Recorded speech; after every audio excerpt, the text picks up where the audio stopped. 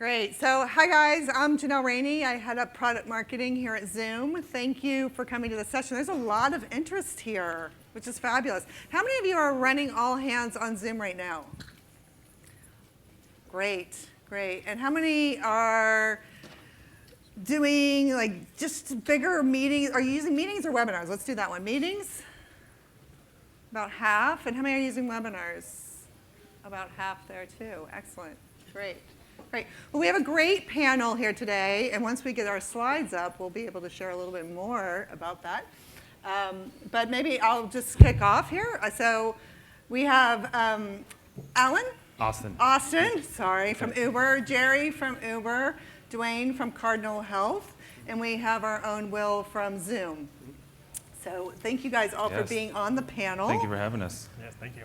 Great. And while we are waiting for our tech, I'm going to grab this as well. We're just going to go with it. All right. It's the computer?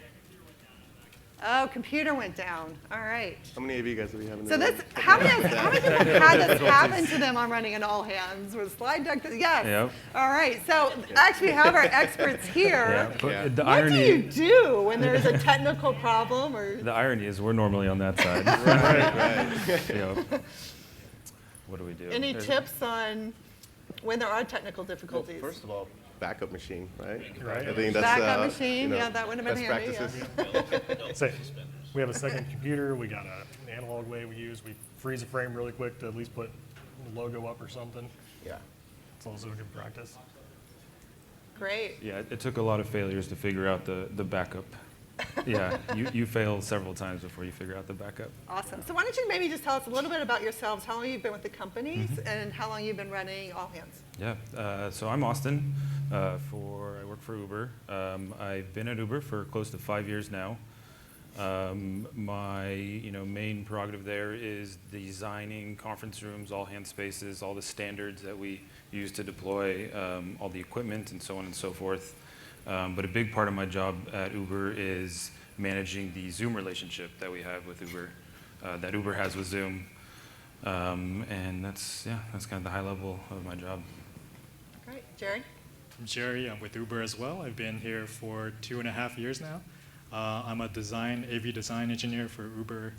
So I work with Austin over here, and we design all the conference room standards that go out into are deployed all across the world, including the all-hand spaces, training rooms, and all rooms from your smallest huddle rooms to your large conference rooms as well. And I also help run the all-hands at Uber, so we have that weekly, every Tuesday mornings, and everyone from all around the world would watch in, and our team would help facilitate that meeting.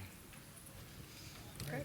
I'm Dwayne Cantrell with Cardinal Health. I've been there for 2 years now. I work on the meeting technologies team.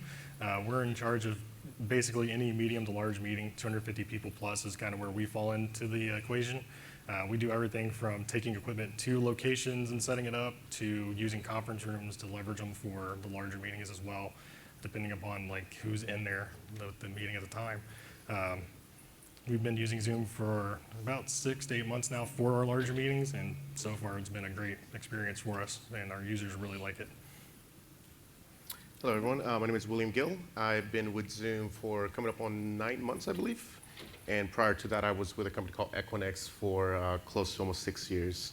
I've been running all hands and executive AV support for officially about 3 years now. And I'm here at Zoom.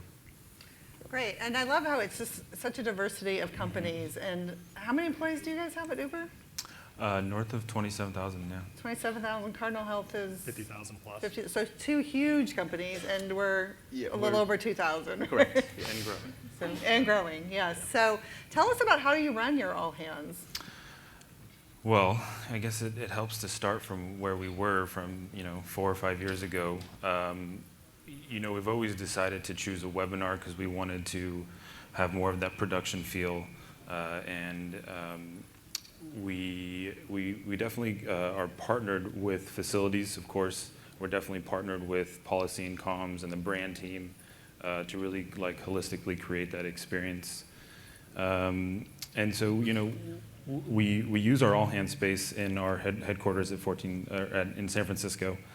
And we ultimately have a crew of 4 or 5 technicians now, and all the way from setup to hosting the show to breakdown. We are producing that show. Jerry can help elaborate on the technical aspect of that, but ultimately, every Tuesday morning, we hold this global all hands where the entire company joins in, and continue to go every week. Right. So our team consists of an audio engineer, a video graphics engineer. Audio takes care of all the mics in the room, miking up the presenters, making sure the Zoom audio is coming into the room and that we're sending the right content audio to Zoom, and the right microphone audio to Zoom as well. Our video graphics engineer handles all the switching, controlling the cameras, controlling all the content that goes to Zoom and to all the projector screens in the room. And we have a Zoom manager that's specific job is just to handle the panelist management. So they unmute panelists. They spotlight them. If we have a remote presenter coming in from Amsterdam that needs to present their session, then they will be spotlit and they would be broadcast to all the different screens that are watching our webinar. And we also have a live captionist that's calling in from Arizona, and she's actually watching the Zoom call and typing in live captioning transcriptions in real time back into Zoom's API, so that anyone that wants to watch the closed captioning can just click that button on and read and follow along. So there's a lot of technical people involved, and of course we have a brand team that delivers all these content to us, and then our executives and presenters will be on stage and present the content to. We have live transcripts now, so we might not need that anymore. We might not. We have to call her up after and say sorry. All right, so we do have tech. Do you guys want to run through some of your slides? Yeah. Sure. And they're still caching. Never mind, we don't have tech. Dwayne, why don't you tell us a little bit about your all hands? Similar idea for us. We have 2 different spaces that we use, depending upon whose meeting it is. And then we take in cameras, we take the mics. We usually take over one of our larger cafeterias for all hands meetings. We use a live stream encoder that we use to switch between content and video if they like that style of meeting versus the content and the video at the same time. We only run webinars. We like to have that control, like you were saying before. People are starting to branch out a little bit more. They like the idea of being able to have those remote speakers come in and be able to see them and have that interaction. So that's becoming more popular now that people are getting used to using Zoom. We have several guys working as well. One guy's running video, one's monitoring Zoom for any issues. We have an audio guy that's in control of the microphones and levels and all that. We also, for the larger meetings, we have an actual outside company come in with the professional camera crew and the whole 9. So we have a feed from them for the video, and that's pretty much how we run ours. What's the largest webinar you've run? 7,500 people. Wow. And that actually happened from Nashville. We were on site there for one of our big meetings, and our CEO wanted to have a meeting from the stage there, and we hosted it from there. So that was pretty wild. That's fantastic. Should we see if our slides have loaded? Yes. There we go. There we go. So Uber in action, right? Yes. Okay. So this is our all-hands space at our headquarters. You can see in the bottom 2 animations the full kind of setup. It doesn't. The actual session is only 1 hour every Tuesday, but you can imagine what goes into it and what goes into it after. So we have recently retrofitted this all-hands space to more accommodate the production value that we really were after. So we installed a video wall, and all the equipment that the technicians use have all been upgraded, all the video switching and audio routing. And it's a lot of jam-packed in the 1 hour. And like I was saying, this doesn't just happen on the AV side. The entire policy and comms and brand team are all involved in here. What really makes the experience powerful with Zoom is that our entire organization really is built out with Zoom. And this is really a key factor of the webinar and how we use Zoom with webinar and really translate the meeting across the world. And the multiple platforms really make this actually possible to tune in wherever you are.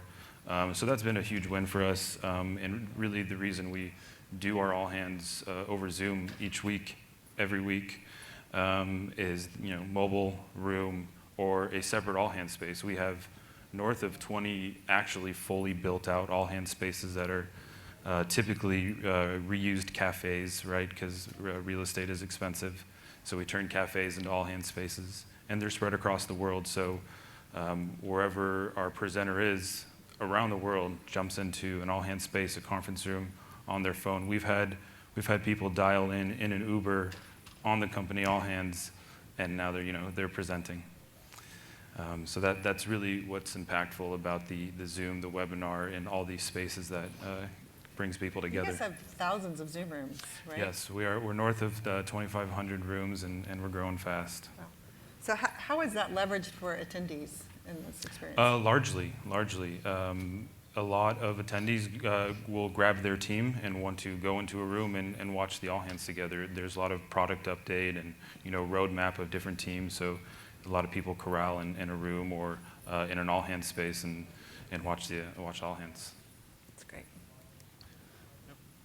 And these are just some pictures from some of our offices around the world. So every single week we play a little game called Follow the Leader. So it used to be called Where the F is Dara Going, but we recently we fixed our process a little bit. So now we're able to keep our core team, our technical team in San Francisco, but anywhere he's able to go, he can just pick up a mic and join the webinar, join the all hands meeting, and conduct his meeting from Amsterdam, from Mexico City, from Sao Paulo, just really anywhere. So really, our team is very blessed to be able to have all of these Zoom rooms built out all around the world to enable this type of meeting setup. And I just wanted to quickly deep dive into 3 of the technologies that we're using with Zoom in order to enhance our webinar platform. So any football fans in here? Niners, 5-0, yeah.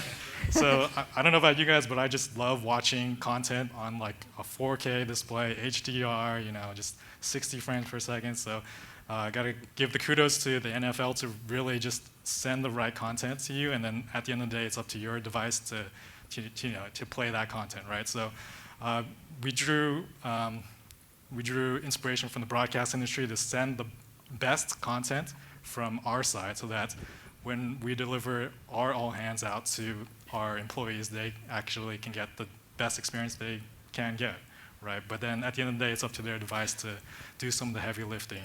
But we found out through a lot of trial and error with our CSM, shout out to Kyle, we found out that the best way to do this was to use 2 capture cards. So it's pictured on the slide here. So one capture card is specifically for our camera stream, and the second one is specifically for our content stream with a wired connection, both HDMI for our use case, and wired Ethernet. And this helped enables us to get HD content, so 1280 at 720 at 27 frames per second plus or minus, which after that, then it's up to the employee's device to view it at that side.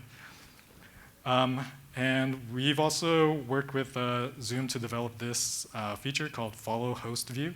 So what this enables is, because we have so many different devices that view Zoom rooms, so from your mobile phone, your desktop computer, your single display Zoom rooms, your dual display Zoom rooms, and we wanted to decide when we show content and when we show camera, right? So if we have our CEO giving a presentation and he wants to talk to his slides, then we would click this button, the swap shared screen with video button that you see up there, and boom, content will be shown on all of the devices all across the world, essentially. And then anytime our CEO or another executive is giving an impassioned Q&A response, then boom, we click that button again, and the CEO's face is bright and center in front of everyone. So this feature allowed us to really just have the control back in our hands and really built out the dual screen experience across the world. And then the last really cool thing that I think our team was able to develop was bridging our intercom system at our HQ over Zoom, so that at our HQ, all of our techs are wearing intercom systems, so we're able to quickly talk to each other. But at our remote sites, they don't necessarily have that system. So we actually bridged in intercom to a separate Zoom call, so that anyone wearing their AirPods connected through their mobile device on that secondary call can quickly interface with any of our technicians at our site. So we can say, hey, our CEO is about to go on, give us a 5 count, 5, 4, 3, 2, 1, boom, and that's way faster than going over chat and just waiting for an response. So this is more real-time back-end communication going on there. So yeah, those are just some of the technologies we're implementing here at Uber. Great. I think the bridge is so innovative, what you guys are doing there. Thank you. Fabulous. Dwayne, we have a few slides here from Cardinal Health, right? Yeah, I believe we do here. So this is like just a quick couple pictures of where all employee meetings take place. The ones on the left there are from one of our CFO meetings. It's cafe space repurposed. Like you guys said, it's hard to find real estate to fit enough people in there. That one, we can see the cameraman that we had brought in.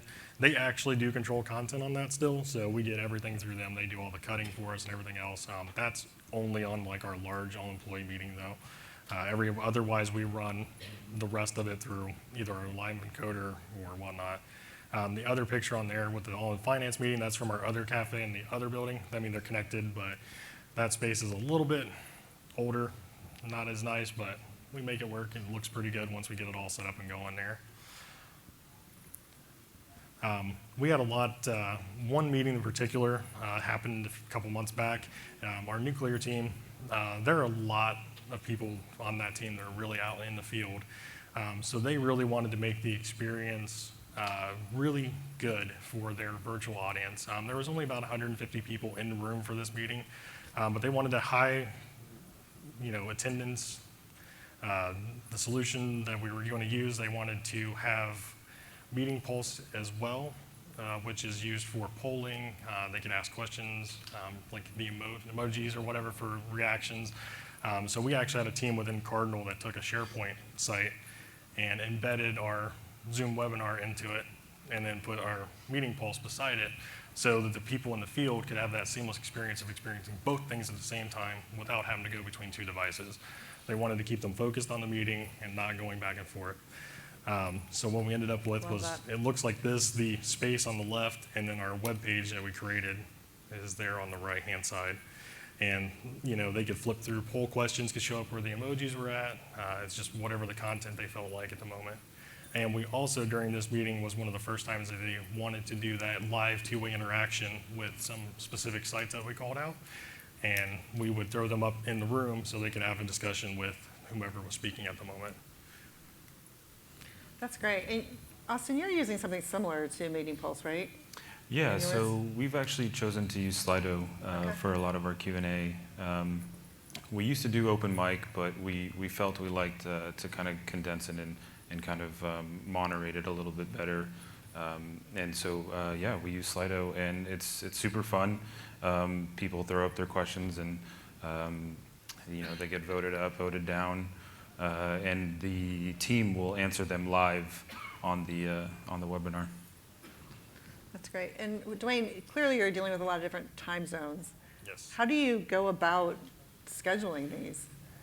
Honestly, when it comes to the CEO's all-employee town hall, they put it in the morning. They try to aim for about that 9 a.m. time slot in hopes of getting as many people online as possible. But that is all taken care of by the administrators upstairs. We have a communications team. They will send out the invites. They'll just ping us for, hey, can I get that invite and link? We set it up for them. We ask if they have panelists. We get those sent out. And they take care of all the scheduling. We just need to know time and the place where we got to be. And are you recording these to watch later? Yes. Yeah. Yes, we do. and we give that out to them, and they disperse it through whichever channel that they have. There's so many different things that are in use at Cardinal that each group kind of has their own flavor that they use. Great, great. What were you guys, do you mind talking about what you used before, or what happened when you switched to Zoom? Yeah, I can talk a little bit about that. We hacked together a scenario. Ultimately, we would have more or less an analog audio and video feed, and we would collect all that and send it upstairs on a different floor, take a screen capture, and I forgot the software we used, but we would take a screen capture of the recording and stream it over YouTube. And it just was a poor experience for really the end user watching that, because they could only watch it from their desktop, and that was it. They weren't walking into a room, they weren't walking into anything, sitting at their computer and watching all hands.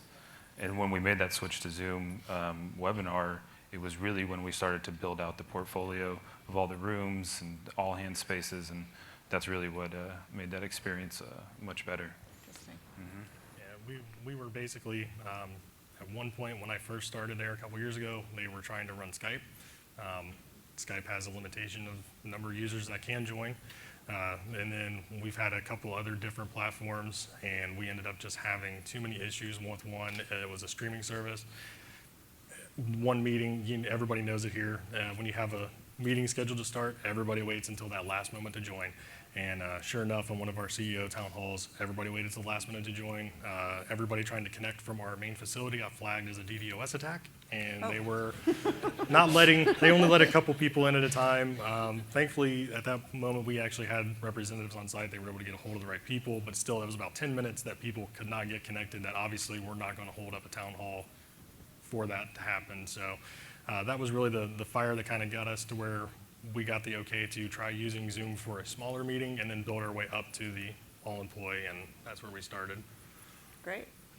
We're glad you're a customer now. Yes, it's been a great Hopefully they're a lot experience. smoother now. Yes, it's been a great experience. Great. And Will, clearly we've always been using Zoom, but do you want to talk a little bit about our experience? Oh, absolutely. Well, the first thing that I can tell you guys is forget about everything you guys heard. We do things very differently here at Zoom. While obviously Zoom integrates very well into professional broadcast type style scenarios, as you guys have seen here at Zoomtopia, we do things very differently in the way that we try to minimize as many points of failure as possible. And we believe in our software so much that we either develop the feature if we find the need for it, or we just, or it just works as it is right now. Our setups are currently very, very simple. It's basically your regular standard issued Zoom room. It may have a couple of additional Pro AV microphones or cameras, but it's basically most of, right now it's, we have the kitchens, for example, like our break rooms are turned into all hand spaces. If not, it's just your standard, issued Zoom room. And what I do is I basically just run it with two laptops, a main and a backup. And unlike most people here that I've noticed, it's, we actually run our meetings, our all hands using Zoom for meetings. And that's, from what I've noticed in my short time here at Zoom, it's very much a cultural thing. Here at Zoom, it's very open. I mean, you've had the luck of meeting Eric. He's very open, honest, and forward. And one of the things that we do here is that, unlike webinar, we feel that it's, well, it's a great tool. It's not, it doesn't help with the, I'm losing my thought here. It's easier to communicate, right? So you just, whenever we get to a Q&A section, for example, instead of being in a webinar and having to promote someone or allow them to talk, I just enable anybody to unmute themselves, and it's free to go. It's all, you can jump in, turn on your camera, and have that one-to-one interaction. And it feels great having to know, that you can do that. You can actually talk to the CEO one-on-one while everybody's watching, and you're not going to be held accountable. You're actually holding the company accountable to what it's saying. So yeah, that's the reason why we use Zoom for meetings instead of a webinar here at Zoom. And again, very, very simple setup. It's just basically, let me see if I can get to some pictures here. As you can see, Eric is up there with just his presentation laptop. If you look in the picture on the upper right here, you're going to see me at the bottom left corner. And it's just me and two laptops, really. There's no switchers, no fancy cameras. We just try to keep it as simple as possible. and it just works, as you know, as Zoom would say. Great. Do you want to talk a little bit about what are some of those other differences between meeting and webinars? I know you talked about just everybody being on video and being able to escalate quickly into a question. Right, it's a lot more interactive. That's the word that I was looking for earlier. It's very, very interactive. I mean, people jump on chat. I know that when I used to run my all hands with webinar, my previous company, we would restrict that, and then people are cheering on. As you guys saw the new feature that we just released, the clapping feature, I know that's going to be a hit with us because we're always cheering each other. So yeah, that's it. Just it's very interactive. Those all hands are very, very fun, very lively. They are fun. Yeah.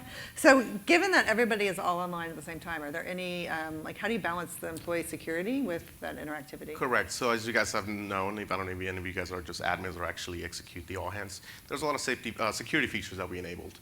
Only participants that are joined, that are signed into their Zoom accounts or under the Zoom domain are able to join those all hands. So that way you're not managing, you're not having to scroll through all the users and having to find out, you know, who's not active or who are you, who is this. So that's one of the ways we try to limit that. Yeah. Great. All right, we're going to keep the Q&A going, but I would like to encourage, if you guys want to come up, there are mics on both of these aisles if you have questions for these experts here. Maybe you could talk about, I loved what you were talking about, lessons learned with other products. Are there any lessons learned with Zoom that you would, tips that you would share with them? So far, we've been very fortunate. We haven't ran across too many, knock on wood, issues using Zoom. It's mostly was on the user end, the user experience, for them to get used to how to interact with it, how to not always see the content or the video, to be able to learn to exit the full screen, to be able to see both at the same time if they wanted to. It was just a lot more training on that side of things. For us, it was just a matter of, okay, how do we get the video feed we want, with the content we want to go out? But we actually use the same device you do. I think that was the Magwell device. Yeah, we use that same thing for our meetings. Yeah, but it might sound like we have over-engineered our all-hand spaces. Yeah. I come from the world where I was used to running, Yeah. And I've always been a one-man shop, so I feel very comfortable running meetings like this. But, yeah. Any lessons learned on Uber's side? Yeah, I think a lot of it came down to teaching the presenter how to really, you know, look into the camera, or at least not always stare down at their notes. Stand in the spot where the camera will be, you know, hold the microphone at the right, you know, right level or right position, and then you know how their presentation clicker works, all of that, how their builds are going to work. So we really just develop a process where the presenter would come in for an actual full rehearsal, because for our 1 hour webinar, you know, there's only so much amount of time to get your message across. So it really has to be polished. It has to be, you know, right up to snuff. So I think that was one of the biggest lessons learned we'd had. Also, I would say it took us a while to figure out how we wanted to control that experience over webinar. And so Jerry and the rest of the AV team really worked super closely with Zoom most recently to develop the follow the host mode, and that really allowed us to control content and video and control the end user experience, as opposed to, you know, the pip in the corner and not knowing, wait, maybe I can go and see the content, and really just leaving that up to us to control that experience. So it took a lot of I guess complaining to get there, to really separate and own that on our side. As well as create the dual screen experience. That was a big one for us. Create all of our all hand spaces and even our conference rooms dual screen as a standard, and so you could see your content and your presenter at the same time. So that was a big win for us. I love it. I love it. Anything that's like favorite feature or something that somebody's done who's presented that's something really creative and got a lot of energy in the meetings? Honestly, the first time we cut to the live audience and had that interaction, that was a huge win, because with none of our other platforms that we'd used, we didn't have that ability. It was just a one-way stream out. There was no interactive. There was nothing. It was just a chat function if you wanted to ask a question and move on. So that was a real big hit. That's going to be huge now going forward for us. That's great. I bet you get more attendance.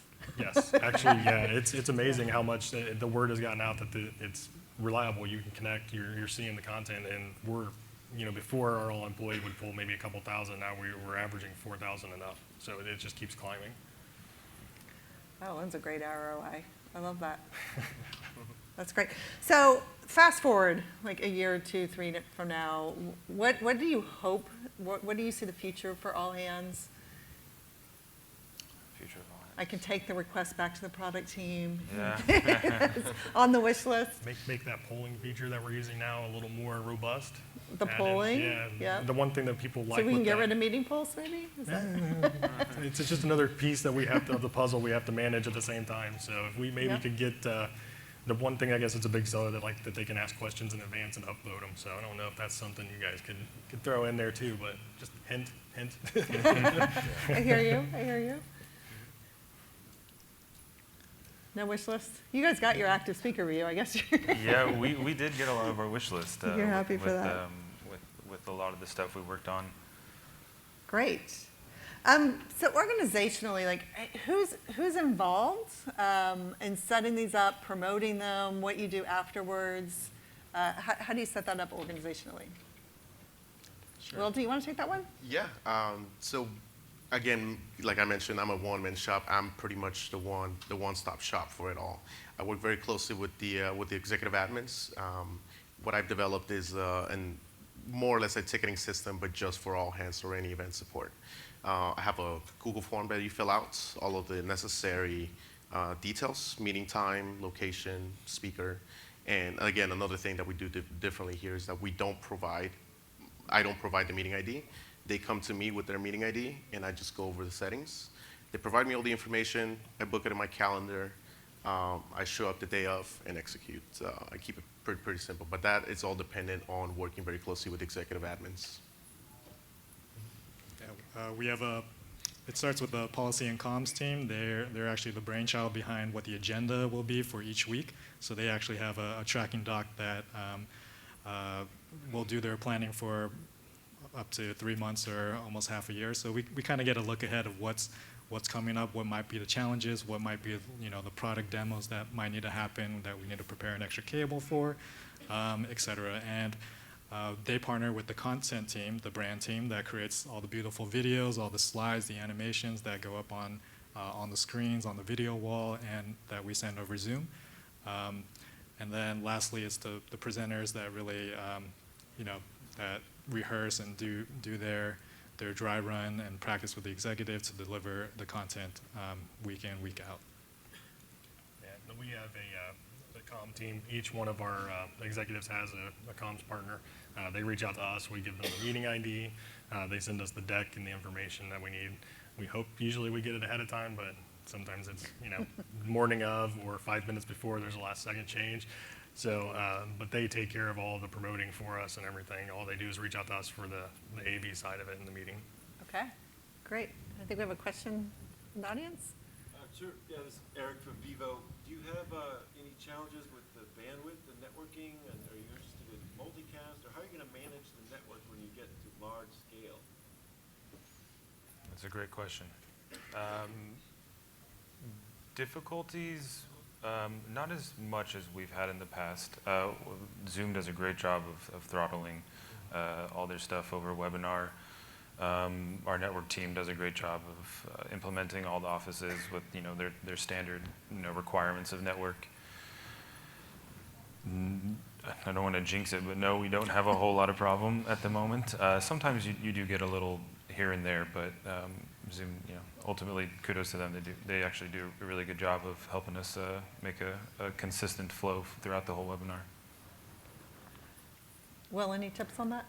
To be honest, I've never ran into a networking related issue with Zoom. It does a great job at throttling and making sure that everybody's receiving the best optimal content. Yeah. We've been very lucky as well. Nothing has happened. If anything, we've gotten complaints that are not into complaints, but kudos that it's actually improved. Our Canada offices couldn't partake in our all-employee town halls. They love it now. We've actually been up there twice in the last couple months doing events for them, hosting Zoom for them to do their all-employee meetings. So it's been really great so far.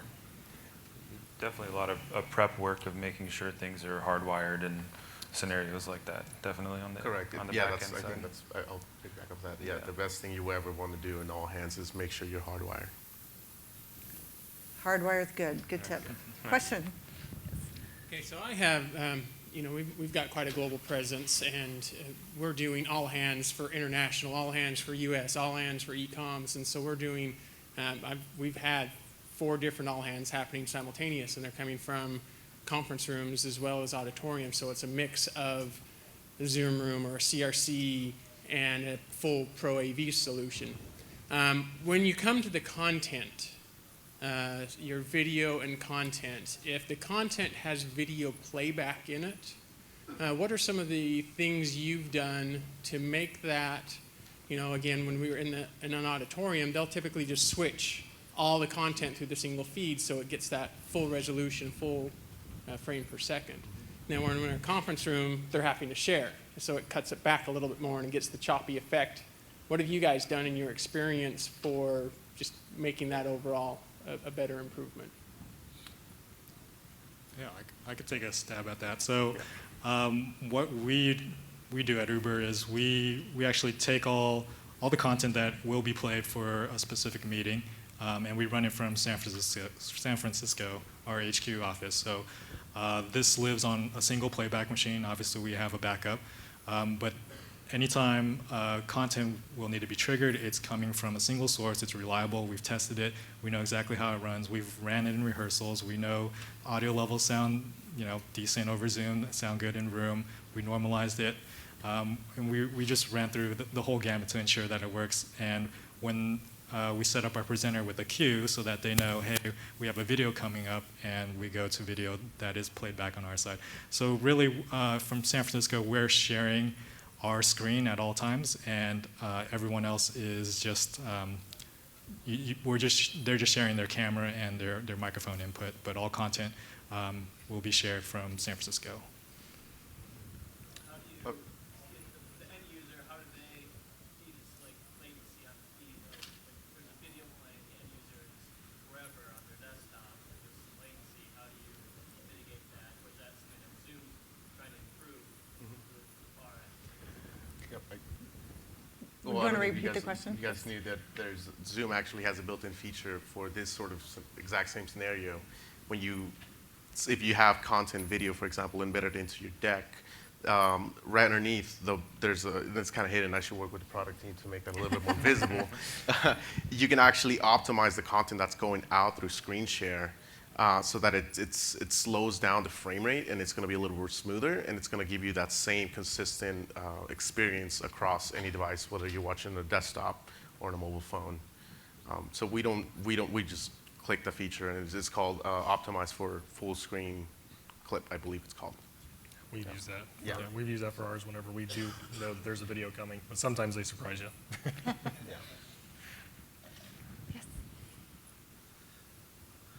So I had a distinct honor of the internal network going out and the wireless network going out. Do you have any contingencies if there's no internet at all?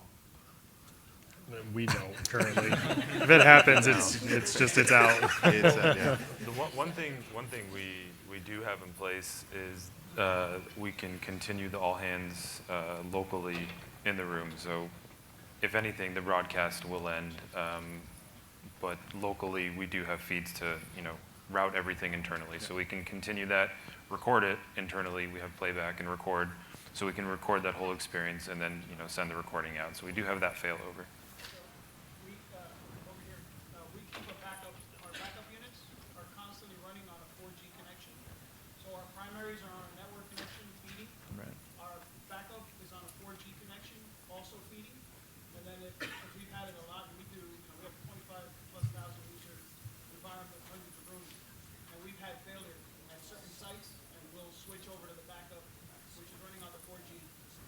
And then we'll switch back once the network restabilizes. Nice. Great. Good sharing. Thank you. Question?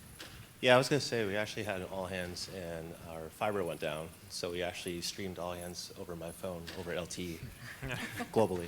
So I guess my question is, we had a failure, our last all hands laptop went down, so got yelled at by our CIO. So we're no longer doing one laptop. We're looking into getting a switcher. So we're going to have a 4 input, 4 output.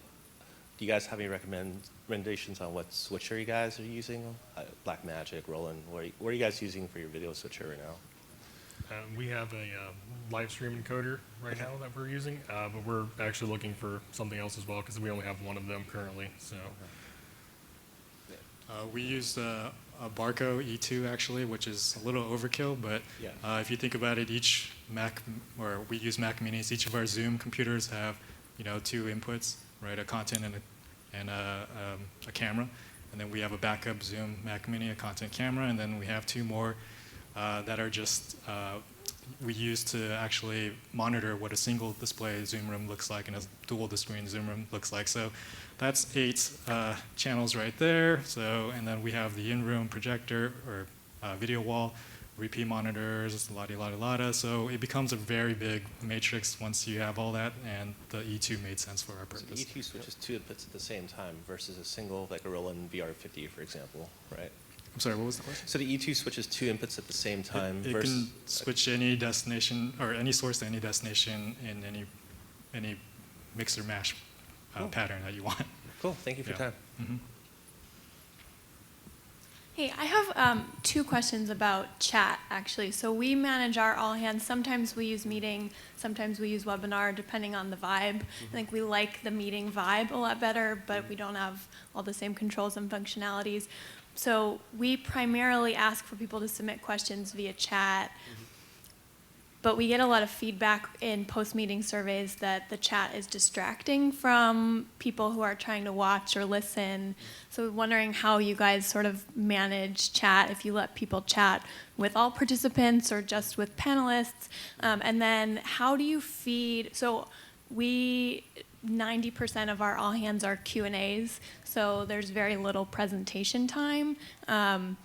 But we struggle sometimes with how to feed questions to the principal or whoever the spokesperson is, because if there's a ton coming in chat, it's hard to ask them to weed through. So I'm curious what you guys do to feed questions to presenters. Yep. We use chat heavily, and Pam's smiling back there because she's she's one of the persons that I work the most with. She's in the communications team, and so what I would do is we enable chat for anyone to go ahead and jump on.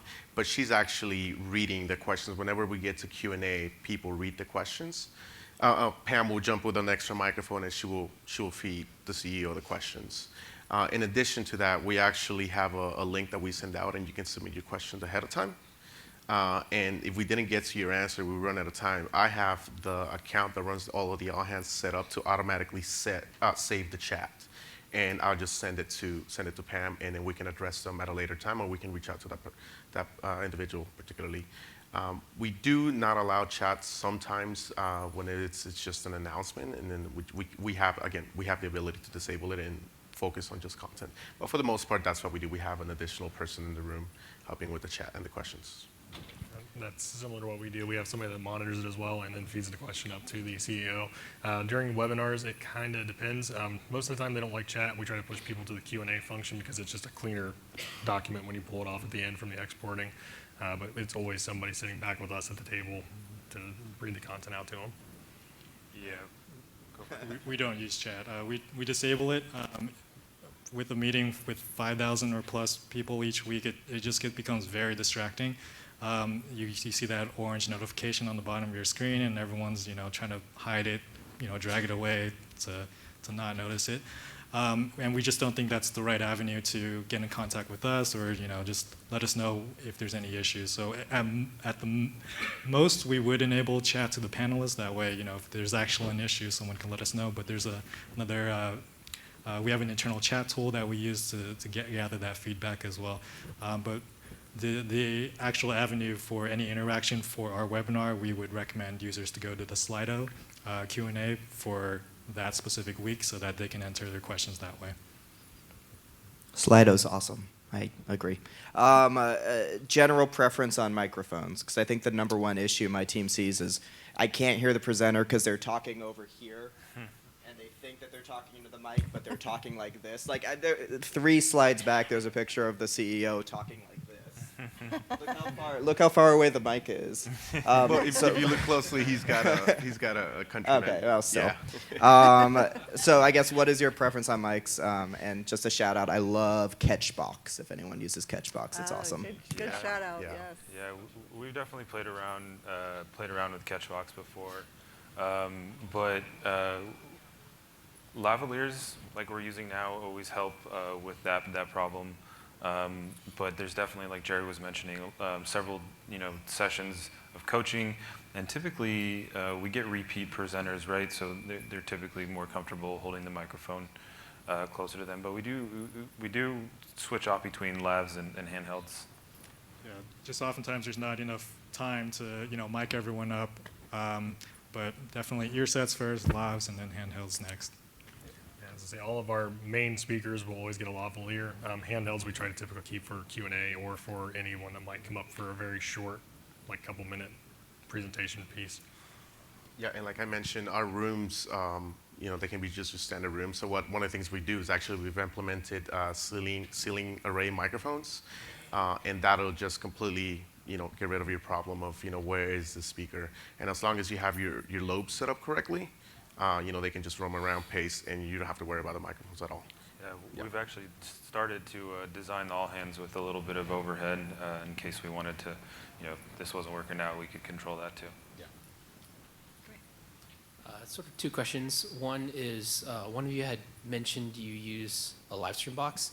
What's your setup to pipe that into a Zoom webinar? And then also, as you guys have all hands and you're sending out the communications to join the meeting, have you run into an issue where you have 800 people inside one building all streaming from their laptops or their desks, and how does that impact your network? So with the live stream box, we actually use a Magwell device. I think it was pictured earlier. We have an SDI out from that live stream that we feed through the USB. And then we use a Scarlett box that we feed from our Behringer board in the room that go out to that. So far, most of our people are located in Dublin, Ohio. We have the 4,000 people online, and our network hasn't, knock on wood, has not had issues yet. I don't want to jinx us or have the network team come looking for me. Great, thank you. I think we have time for maybe 3 more questions here. Thank you. Okay, so one, you guys, if you've ever experienced this, but this may be a feature request for Zoom. In a Zoom webinar, I've actually had a ticket out there in the support system for several months now. I've kind of been working with my contacts. It's what I've referred to in the ticket as high energy audio. Say there's a pre-music entertainment going on. The Zoom system drops the signal down, and it sounds distorted, it sounds dropped out, you're missing the entertainment aspect, you maybe hear the lead vocalist kick in every now and then, but there's a lot there. Webinar would be great to have some sort of feature to say, hey, I'm in a pro AV scenario, I want to cut off all processing within Zoom. That is actually a feature that Zoom has had for quite a long time. It's called True Audio. I may need to talk to you afterwards because I've tried it from a CRC, Yes. routing that in, as well as a computer hosting it, and it's the same experience, and we've not been able to pinpoint it yet. Were Zoom you aware people. of the True Audio feature? It cancels. nobody's mentioned that one There's yet, no so. DSP and no echo cancellation. So if you're in a professional environment like we are here at Zoomtopia, and you're feeding us music, it's not going to suppress any of the music. You just, whatever gain structure you have set up and you're sending to Zoom, that's what's going to go out to Zoom. Okay, So definitely need to let's learn sync more up. about that. Yes. Yeah, I will say Will is the guy who helped with the orchestra this morning. So. Yeah. We also use a Zoom room setup with 2 capture cards. So the content capture card is where we actually embed the audio, and that audio coming from the content stream will not be compressed either. So I would recommend doing either of those routes. We've actually ran into that issue. So I'm going to have to talk to you later. Yeah, absolutely. Right, so what's your suggestion for connecting all of the set-top boxes simultaneously to the all-hands meeting? I'm sorry, say that again? How do you connect all of the clients, like the TVs on the coffee rooms? You have it automated to so manually log into them and connect to the meeting? I'm not following all the TVs. Yeah. I think with the hanging ones from the ceilings, which Yeah. are set up as digital signage, right? Right, yeah. Every single display that you have in our office is digital signage. So there's a small little PC, mini PC running behind. And if we do want to, we can just ping it, and then they're an auto answer. So we just invite that display into the meeting, and it just comes right in. Oh, cool. Yeah. Just a suggestion, like you asked, so maybe support for NDI. Do we have it already? NDI, I'm not familiar. Could you? It's a protocol for video over network, so you can have a camera way up there. Oh, over the network. IP cameras? Yep. Okay. That's something we should look Take that into. back? Yes. All right, we have yeah. time for one more question. Thank you. Thank you. Do you record the all hands? And I would imagine it's not watched much if you do record it, but when it is watched, do you notice any patterns of how it's watched? We definitely record the all hands. I got a feature request out to be able to play back the all hands in a Zoom room. It'd be really nice. Sorry, what was the second part of that? If it's watched, Yes. do you notice patterns of? Yeah, so not necessarily. I mean, ultimately, the recording goes out, and it's typically the other side of the world that's watching it. We get attendee, count of how many people have watched it, and that's about all we track at the moment.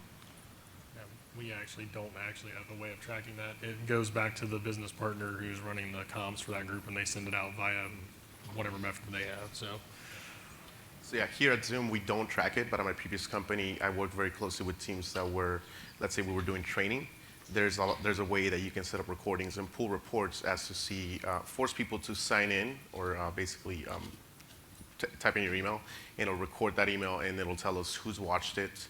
Unfortunately, it won't tell you how long you've watched it or if you've watched it completely, but that's how we were able to see. And our marketing team loved seeing those numbers, right? Like seeing attendance.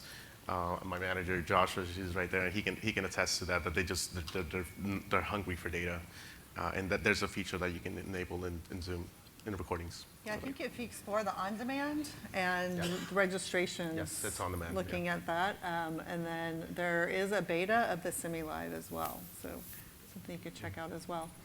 All right, I'd like to thank my panelists and my AV team back there. Thank you for getting the slides up here. Yep. Thank you. Appreciate it. And thank you all for attending today. Thank you.